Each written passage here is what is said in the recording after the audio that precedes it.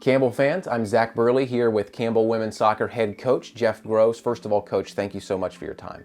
Oh, you're welcome. Thank you. Yeah, so let's delve in a little bit about you and what makes you tick. First of all, why soccer? Where did the love of the game come from?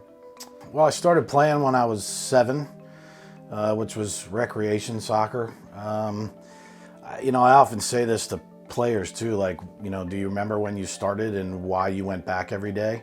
I don't really remember why I went back every day. I just remember going back every day. So, you kind of recognize there's joy in that. And, when I was 9, I made a travel team, and, the coach was a little more aware of how to help you. And then they put challenges in front of you, and I kept enjoying the challenges. A lot of the skill stuff, is what makes the game most enjoyable, mastering the skill. And then that usually breeds some confidence, right? And then you started finding even more joy in playing the game. And then I've learned over many years that I'm just very competitive, and I know a lot of people say that all the time.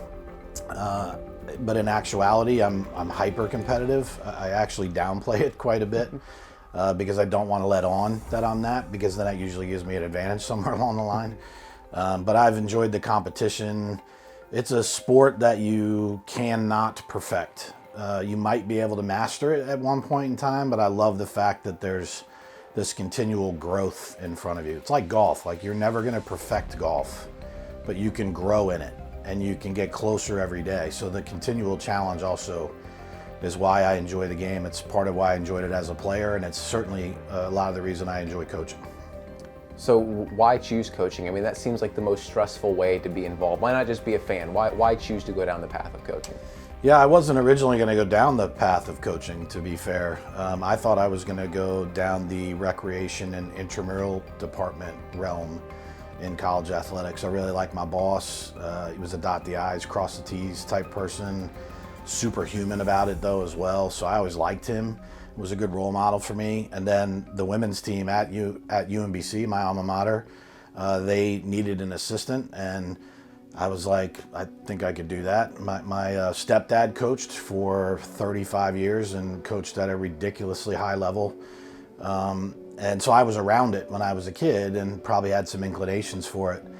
And at the time when I started working with the UMBC women's team, I just started seeing how much they were connecting to what I was trying to help them understand. And you could see it having a positive effect on how they were playing. And then I went, okay, that's it. That's what I want to do. I want to do coaching. And then I've been chasing it and or doing it for quite some time now. How would you describe your coaching style? Is it more tactical? Is it more personnel based? What is, when you step onto the field and you direct the team, what do you want it to look like? Yeah, I think that's a good question, because I don't think there's any clear way of defining it. To be, I think, great in this profession, you have to be not only well-rounded, but you have to be able to master quite a bit of it. I think the game is very much about self-expression, and it's about finding your joy in it, which also means you have to be very thoughtful in it, because in order to play this game at a distinctly high level, you have to be a thinker, because there are no timeouts, and coaches can't really affect too much from the sideline. So I try to empower players. That's one of my cornerstones. I want to alleviate anxiety as much as possible. People are generally hard on themselves in our society, and I think sports shouldn't be that way. But they also are pretty focused on why they're doing it. They like to compete, so I try to bring that out of everybody. And then, I think it is about being fundamentally sound with your skill sets. That has to be the baseline for every player. Whatever your skill sets are, be fundamentally good at all of them. And then it automatically takes you into how to organize a team. When you're coaching at a higher level, quote unquote higher level, whatever that is, the games get more challenging to solve, because each team has different ways of how they organize themselves. So eventually you do have to be tactically sound as well. But it's mostly based on individual players, being empowered, joy of the game, be very thoughtful, be fundamentally sound in your skill sets, and then how do you make that all work within a team setting? What's it been like being in the women's game over these past few years? Because it's grown so much. I mean, you talk about the levels of the professionals, the levels of the national team. What's it been like seeing the growth from your side of things at the collegiate level to the growth of the game at the national, international level? Well, it's well overdue. It's awesome to see. You know, my mom, here comes the emotional part. My mom didn't get to play sports, and I see how it affects her self-esteem even now at 77 years old. So to be around, I've coached boys and girls, right, the whole time. And to see sport help people with their self-esteem, I think is a big deal. And to see women finally having more say or leverage. But I've never agreed with societal norms for women. I think it's unfair how they have to have the greatest amount of grace and composure and be all things to everybody. And when they play sport, they get to just be who they want to be. So the growth in this is amazing. And to see them,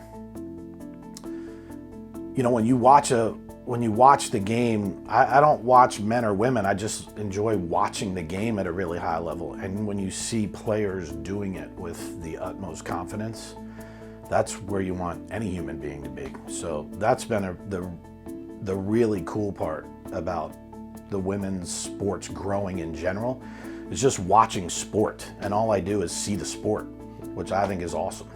So that's awesome. You guys caught me on that one. Not a problem at all. So why did you make this move? Why Campbell? Why now? Why here? You know, I'm a big believer in body of work, and I think that if you do your best to do the right thing as often as you can, your body of work will add up. I believe that if you work at it, knowing what your strengths are and also being aware that you will have challenges and you're not quite up to speed on certain things, when you keep all that in perspective and it adds up, I think your body of work starts to add up. And I think this is a really cool moment in my life because I feel like I've always felt that body of work was important, but when this opportunity became available and I was able to get the position, I believe it was because my body of work was highly recognizable by many, many people. And there were some remarkable alignments that led to me being able to be here, right? And it's pretty incredible. And I've always hoped that the thought that you will land where you belong was in play. And I feel like that's exactly what's happened here. Like, I feel like I'm exactly where I'm supposed to be. This is my place to be. And I'm just thoroughly tickled with what this challenge is going to be. And I hope to turn this into a long-term thing. So you've gotten a spring season under your belt. You've been with the team for multiple months now. What have you learned about them, both in the talent that they possess and also the personality and the dynamic that the group has? Yeah. You know, I think maybe the personality part's the thing that's the coolest to be around. They know how to go from fun to focus and then from focus back to fun. They're really good at it. So they're a treat to be around individually. They're a treat to be around as a group. But then once you start training or playing, they're locked in. They know they know why they're there, and they don't waver in it, which I think is pretty sweet. It's a pretty cool thing to be a part of. It's a really good group of human beings, which I think is the cornerstone of everything. Talent is one very small piece of being good, but your character is most of it. And this group's got a ton of it. I think they're a really good group of human beings, even with shortcomings, right? Their shortcomings are not something where you're drastically worried about them making really bad decisions, right? So I've enjoyed that about them. You know, soccer-wise, they're hyper competitive. You can tell they know how to be in the middle of the thick of it, and they're going to figure out a way to make sure they're in it until the very end. And likely, what I saw this spring is likely they're going to figure out a way to win the game. And that's, you don't teach that very often. That usually comes out of the culture of the group of people. And I think, you know, the previous coaching staff created this really good foundation. I don't think it's complete yet. I think it's going to take a while for us to get to a place where it's sustainable and can repeat itself. but that's also the fun in the process. And I've talked with the players about that, and I think they're up for that challenge as well. And that's a nice segue into my next question. You know, a lot of head coaches, when they join a new team, they have to build a program. And I'm not saying that you don't, but you've got a program who had their best ever year in program history last year. How is that different for you, and how do you approach that in a situation that's kind of unique? Yeah, well, I appreciate the challenge of that, right? I think that, you know, generally when you're inheriting a program, you're inheriting one of two things. You're inheriting a mess because somebody didn't get it right, or you're inheriting something that's been done well and somebody moved on to another opportunity, which is what happened here, which is fantastic for Samar. And for me, I enjoy that challenge. I'm better when it's more meaningful, not less meaningful. I'm better when there is quote unquote pressure involved, because that's when I tend to thrive.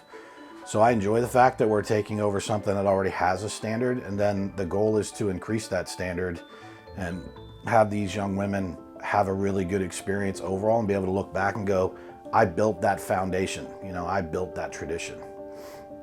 So you've already made a couple of coaching staff hires, brought on some people to join you. What were you looking for when you went out and were trying to find some assistance, and what have you got in the group you've assembled? Yeah, another good question. And, you know, I know what my strengths are and how I will function best. So I needed some people that would complement those areas and also would be able to keep an eye on blind spots. In coaching, I think you have to have the right people around you to help you keep track of your blind spots, and vice versa. You know, in Todd, we're fortunate enough to have somebody with practically the same amount of experience as me. And always felt like when our teams were playing against each other, I felt like the team there always punched above its weight. They were always super competitive, and I enjoyed that. I felt like I do that with a lot of teams as well, so there was a lot of alignment there. And Todd's a good human being, so we get on that fashion as well, and we also like to have a laugh. I think that's highly important. And then in Ashley, she was recommended to me by somebody that I know very well and I value very highly. And we took our time on that one to make sure we were getting the right person. And she's hit the ground flying, which tells me I made the right hire there. She's detail oriented. She cares about people.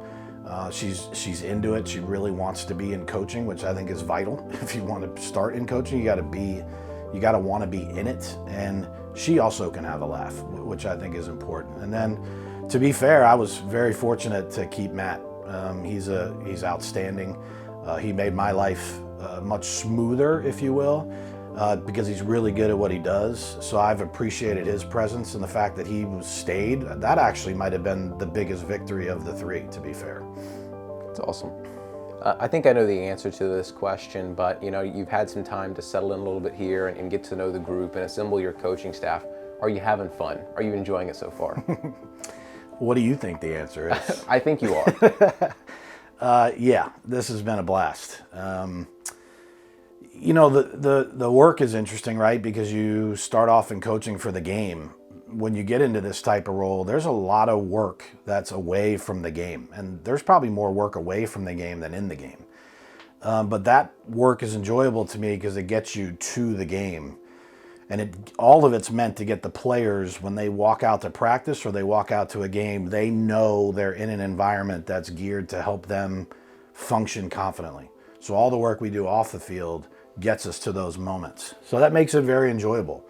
And when you're around good people, that makes it very enjoyable. So beyond my staff, everybody I've met here is somebody that I would genuinely like to spend time with outside of the profession, and look forward to doing more of that. So I think this place brings out quite a bit of that. This Campbell's a special place, and it's got a lot of really good people. I agree. Here's an interesting one for you. How do you define success? Man, too many ways maybe to sum it up properly.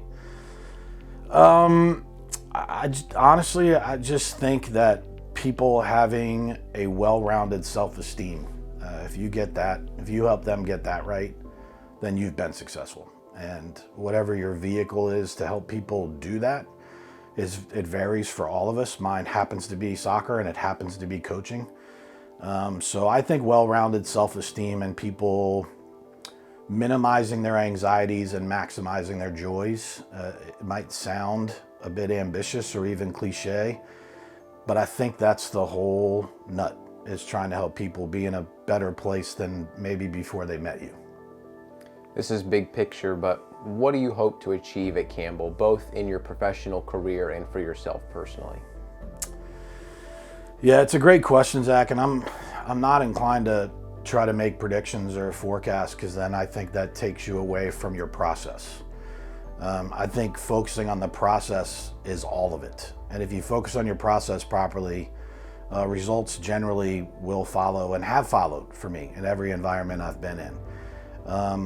I mentioned earlier in the interview, I'm hyper competitive. I keep that sort of to myself, even though I'm putting it out there in this particular moment. But winning is a big deal, and you want to end up doing that simply because it's an indicator that you did good work, right? I think that's why you enter into any endeavor. You just want to test yourself and see how good you can be. And it goes back to the original question, why soccer? Like, you can never master it or perfect it. I also think you can't master or perfect your work. So there's a continual, like, okay, we did this, now what do we have to do that? So I know that sounds a little ambiguous, but I also feel like that's a fair answer, because I'm not going to get into predicting or forecasting. That's for me privately, and then how we end up doing on the field will likely be an indicator of the body of our work. You've talked a lot about in this interview anxiety and managing that, and confidence and self-esteem. You said those words a lot. The conversation recently has really, through both positive and negative ways, has been a lot about mental health and how that affects the student athlete. How important is that for you to see that conversation being had more on the national stage? Again, way overdue. For so long, I think in our society, like in this country, it's been, do everything you can to get better. And inevitably you end up being harder on yourself than you probably need to be productive. And I'm glad that speaking on mental health is more prevalent. It's still not good enough. There are many people that I think would benefit from counseling who won't go because they're afraid of how it's going to be viewed by too many people. And so it concerns me that we're still not quite there, but the more we can make it the topic and make it okay to A, be okay, and B, not be okay, then more likely it is people are gonna eliminate some of the anxiety. And then what I, honestly, Zach, in all of my life now, what I think I've recognized in all this is people are mostly trying to overcome things from their childhood. And when you're a child, you don't know how to manage all of what comes your way. So trying to overcome that takes time, especially when it's ingrained in you. So trying to help people uncover what those challenges were or are to them, and then replacing it with just a more sound way of viewing themselves, I think we have still a long way to go to help people figure that out. Coach, thank you so much for your time. Thanks for sitting down, for talking with us, and for opening up about what you want to do here and the way that you approach this job. We really appreciate your time. Yeah, thank you, Zach. I really appreciate it. This is not my favorite thing to do, but I'm happy to do it, and if it helps shine a light on this place, fantastic.